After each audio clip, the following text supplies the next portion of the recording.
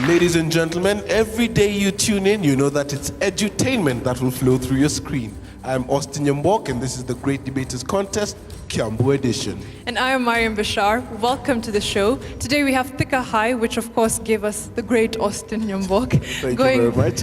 Going versus Pumwani High School, and they're debating on whether government projects that involve the youth should strictly be led by the youth. We'll have the debaters take the stage now. Proposal number one, you have 3 minutes.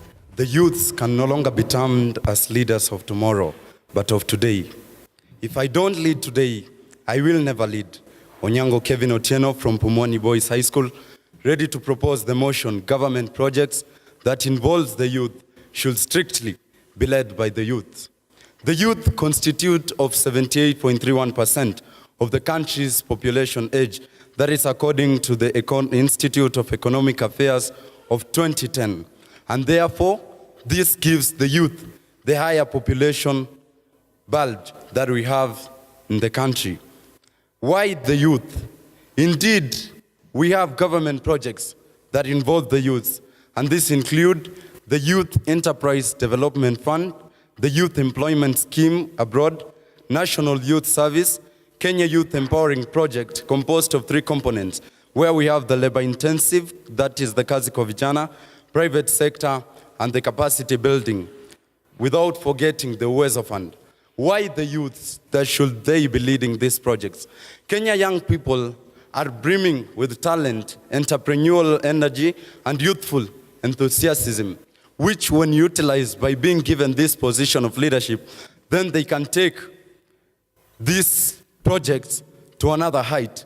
We need a new way of thinking and doing things by allowing the youth to lead the government projects for the youth. This is because the youths are the people who know the issues which affect them, and therefore they need the platform to be able to exercise this knowledge and address these problems which are countering the youth. We have an instance of Mugo Kabati, who was the director of Vision 2030, and he enabled the development of Vision 2030's secessional paper.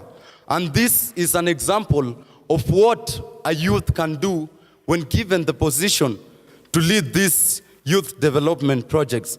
A documentary by Al Jazeera titled People and Power, Kenya's ticking time bomb shot in the late 2013, it revealed that if we continue marginalizing the youth, then Kenya is certainly going to face economic problems and fall into hopelessness, and therefore we will get graveyards of economic retardation. According to the Daily Nation, Wednesday 18th May 2016, Kenya's country rich with young people, almost 80% of Kenya's population is under the age of 35 years. About 10 million enjoyable young Kenyans do not have a job. Faced by economic uncertainty, lack of opportunity, and a sense of hopelessness, our youths are becoming possible agents of social unrest.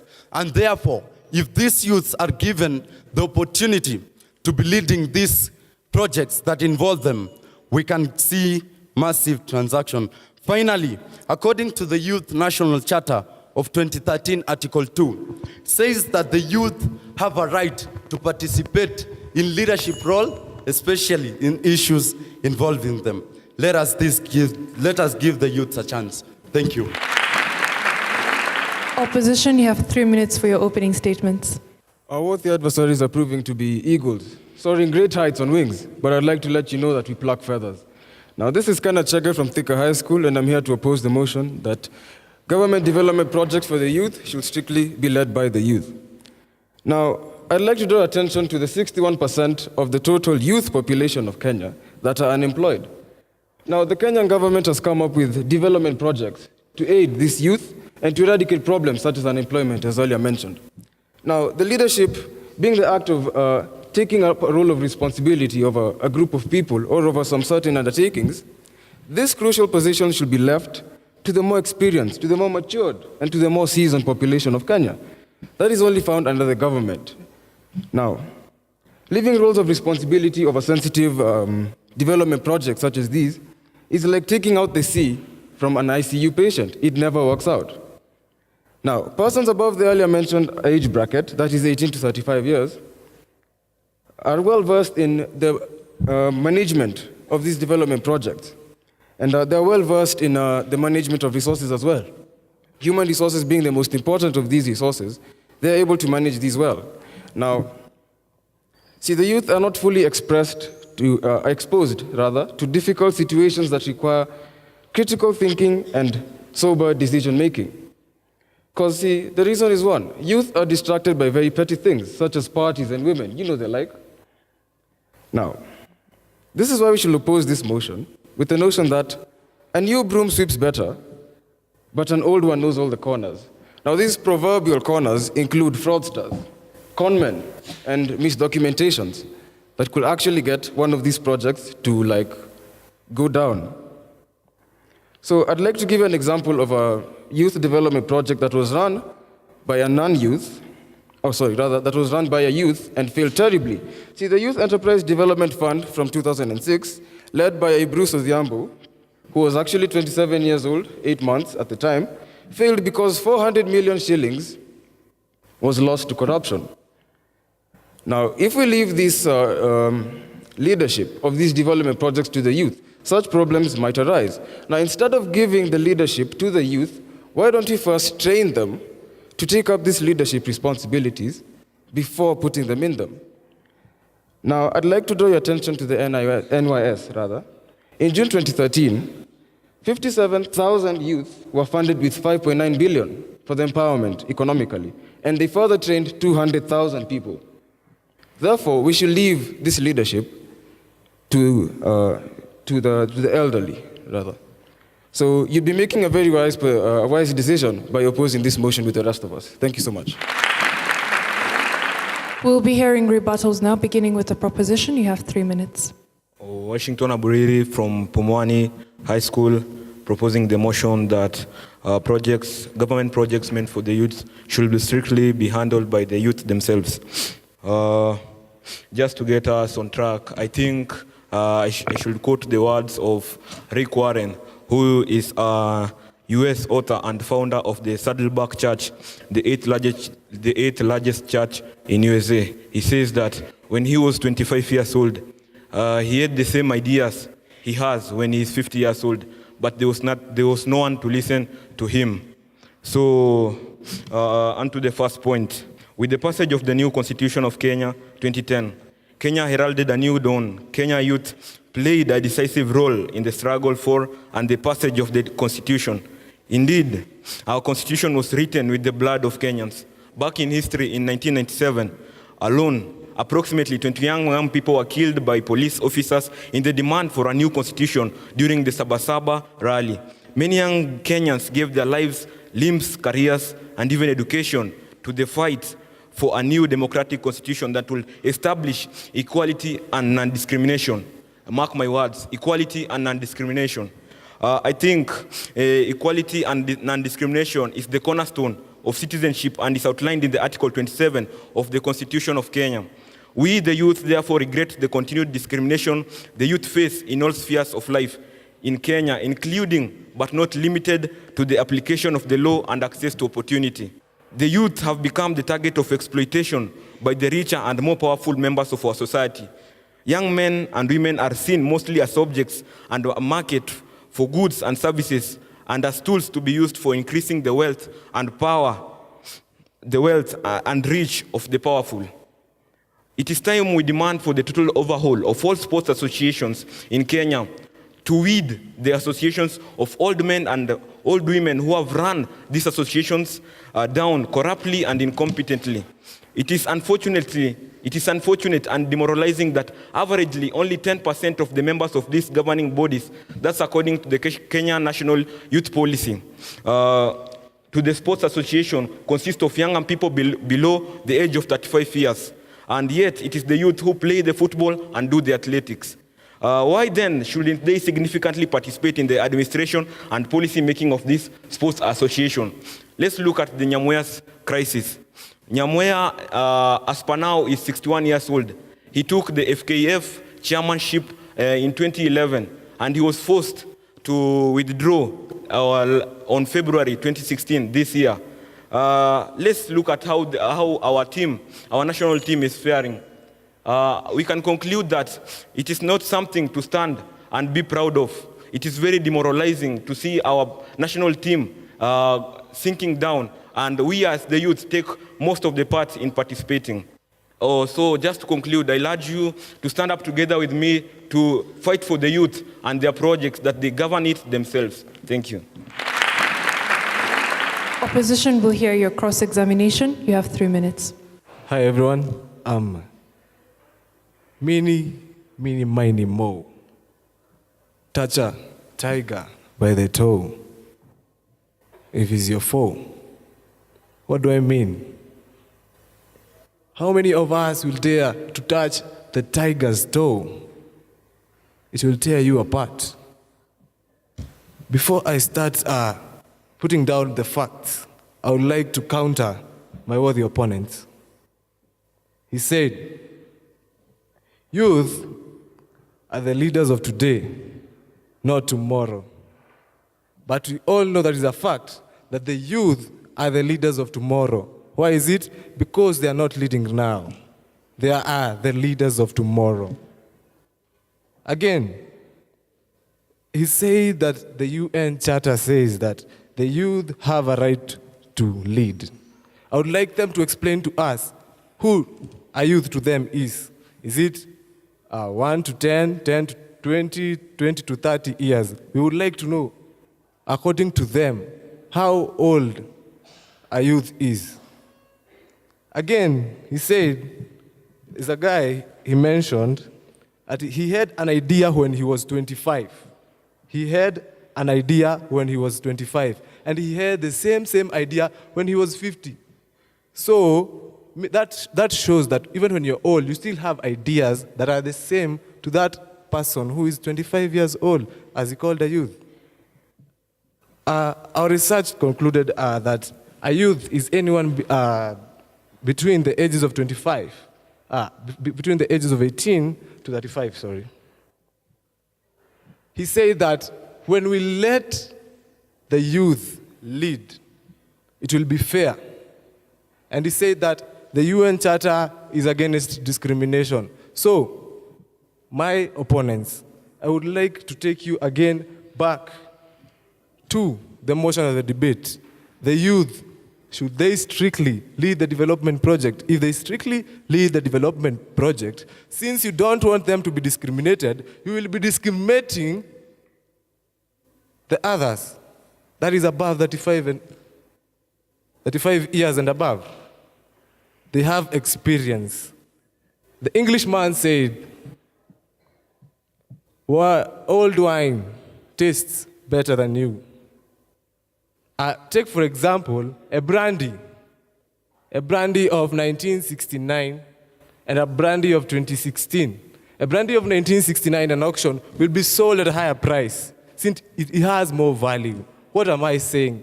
What I'm simply saying is that old people are more experienced. They will help us to lead the youth in a better place. They will help us transform the youth we have in Kenya. Thank you very much. The Great Debaters Contest 2016 registration is now open. Teachers or school administrations should register on www.greatdebaterscontest.com/register.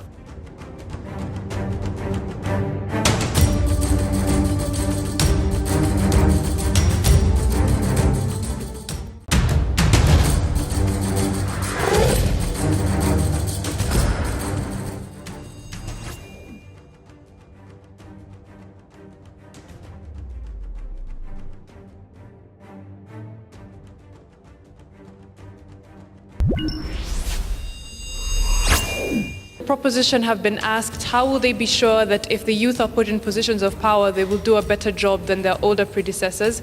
And the opposition have been asked basically the opposite of the questions. How will we know the youth's capability if we have not yet given them a chance? We'll have them respond to the questions.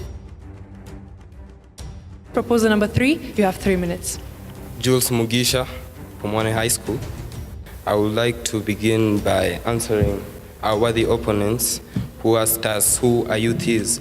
According to Article 260 of the new Constitution of Kenya, It defines a youth as collectively individuals of age above 18 years and haven't attained the age of 35 years. Now, to the question of the young lady there, how can we be sure that the youth will make it?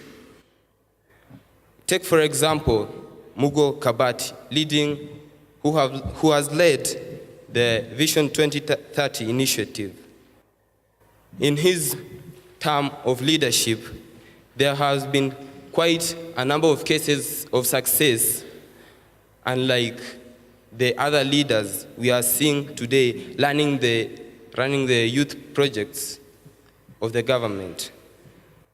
And I would like to continue by proposing the motion that says government projects involving the youth should be strictly led by the youth. I'll start by a statement from the report of the Institute of Economic Affairs together with Uraia Trust that says that when the youth lead and involved in the process of planning and implementation and evaluation, it brings about a sense of belonging and ownership that leads to a sustainability and ownership and immense benefit of the youth project.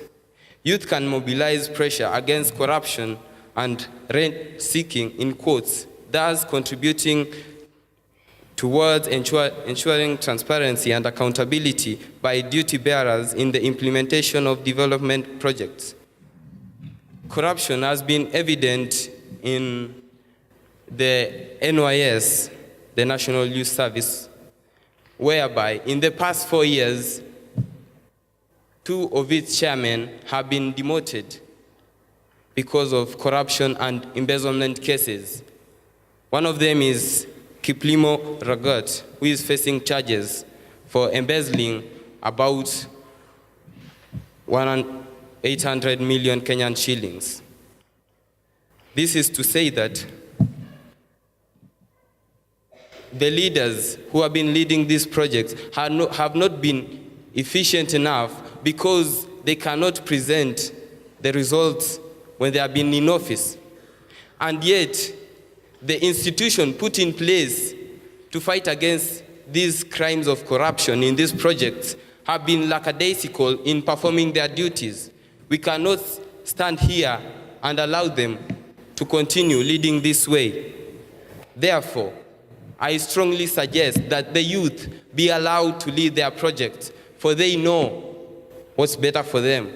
As the saying goes, the owner of the shoes knows where it pinches the most. So the youth know the issues that are affecting them the most, therefore should be allowed to address them. Thank you. Okay, we'll have the opposition respond. You have 3 minutes as well. I'm from Kenya's second most industrialized town, which is Thika, lies Thika High School, where Henry Kamau, is from. Well, I'd like to answer the question posed by a member of our opponent. He asked how we tested the new broom. Well, we are not here on a trial and error basis. We're here to discuss facts. Facts that the old broom suits better than the new broom because it knows all the corners of the house, unlike the new broom, which is yet to be tested. Well, the leadership, the minimum age to vie for presidency is 35 years. According to the UN African Youth Charter, a youth is between 18 to 35. So why do we in Kenya have presidents who are not below 35? Well, on my opinion, it's because these people who are above 35 have more experience, they have more insight, unlike the younger people. I also agree with my fellow opponent who has said that the youth know the problems facing them. Well, I do not refuse. But well, what is leadership?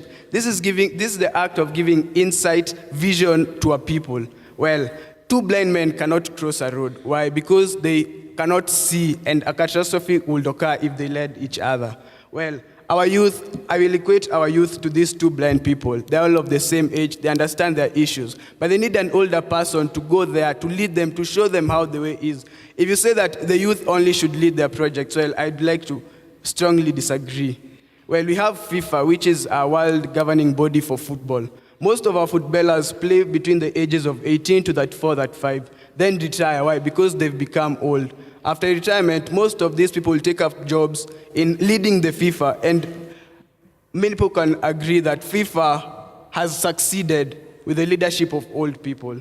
Also, our pilots. To take a pilot, each time they fly, they gain hours. The more hours they fly, the more valuable they become because they have more experience. So seriously, saying that the youth should strictly lead these projects and do away with the other people, the older people, the more experienced people, I'd seriously disagree with you. Also in Lebanon, we had the Youth Civil Society. It was led by the young people, but well, it got disbanded. Why? Maybe because the youth did not know how to lead it. Many youth today, if given a high post of leadership, will take it as a get-rich-quick scheme. Will just be there, they will not know what is actually affecting them. They just be there to use the money, their power to do other things, not what is expected of them, which is to lead their fellow youth in these projects. As we've been told that there are successes of many projects that have been led by older people. They have provided hundreds of thousands of employment opportunities. They've educated entrepreneurs, and they've even funded hundreds of thousands of youth to open their projects. Why don't we have the old people leading these projects and helping these youth to become entrepreneurs so that we'll not have this issue of unemployment in our country? I rest my case.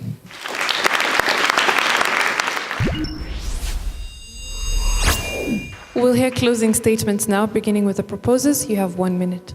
We, the youth of Kenya, know that we have the energy and the capacity to transform our nation in the democratic and political, economic, and socio-technological spheres.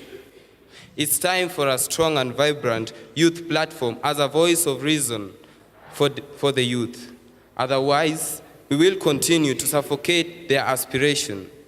We can't continue playing corruption roulette with resources set aside to help improve the welfare of these youths. We are setting precedents where the gap between the experienced and inexperienced will lead to capacity that soon will stifle economic transition for lack of human resources. This is to imply that we are creating a disaster, the scope of which is unfathomed, and it will be felt in the generations to come. The youth are the nation and the assets of today and the future. If we don't start using these assets in leadership and empowering them, then for sure our future is doomed. Thank you.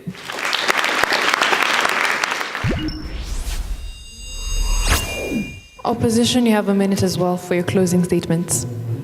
Thank you. I think we've been clearly told that we need the youth because they will be able to eradicate corruption.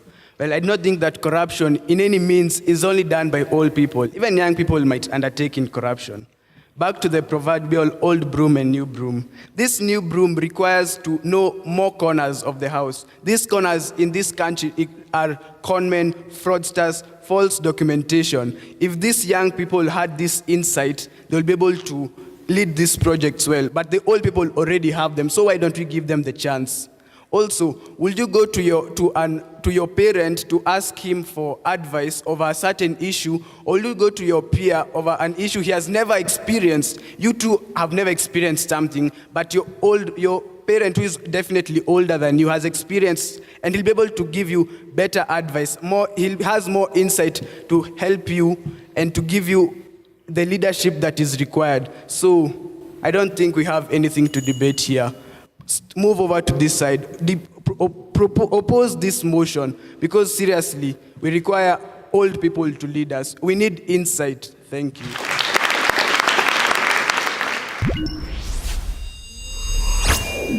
Pumwani High School, Kevin Osam. Of the 6 debaters on stage, I think you are you are the best in terms of content mastery, in terms of the aspect of research, and in terms of locution. That was excellent. Now, Washington and Mugisha, good. But the problem is you are reading too much. I expect Kevin to read because he's the first debater. He's building a case. After that, I expect Washington to do a lot of cross-examination and only to chip in once in a while, just to look at your notes, so don't refer so much to your notes. And worst of all, during the closing statement, if you're still reading, then it raises question. the reading should be reducing as you progress from the first speaker to the last speaker. Nonetheless, it was a good presentation, and I just love the aspect of research. The three of you are well read. The three of you took time to understand the motion, and that is commendable.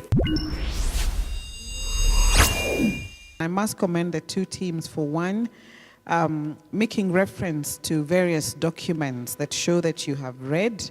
There is very good reference to literature. There's also very good reference to history, and that is commendable, particularly by Pumwani High School. I think we also have very eloquent and passionate speakers across the two teams, and that is good. When we talk about government projects that are led by the youth, what are these government projects? Examples of government projects that should be led by the youth, the National Youth Service, for example, the Youth Enterprise Development Fund. I think Thika High School alluded to that, but you did not list down what are some of these youth government projects that ideally are targeted at the youth, hence the reason why they should be led by the youth. To the numbers now, that's the moment we've all been waiting for. Thika High School, you have 65%. Please give them a round of applause. And the gentlemen who take the day today are Pumwani High School with 69%. Give them a round of applause as well. Congratulations to the two teams for a spirited debate. We'd like to thank you, our audience, for being with us, and our viewers at home for watching. Please follow us on social media at Great Debaters on Twitter. I'm Austin Nyombo. And I'm Mariam Bashar. We'll see you next time. The Great Debaters Contest 2016 registration is now open. Teachers or school administrations should register on www.greatdebaterscontest.com/register.